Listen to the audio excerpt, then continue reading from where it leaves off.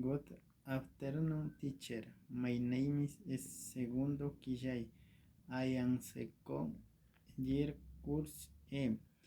I am going to answer the question. When did you used to go on vacation? I did usually go on vacation.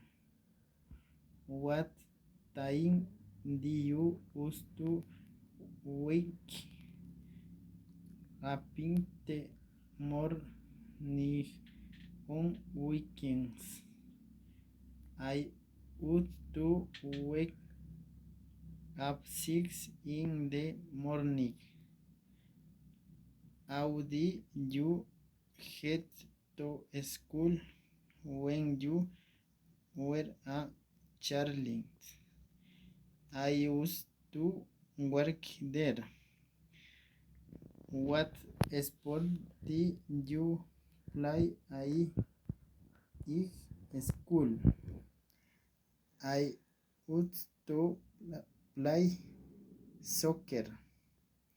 What type of music do you listen to in school? I did used to listen to music. Goodbye, teacher. See you in next class.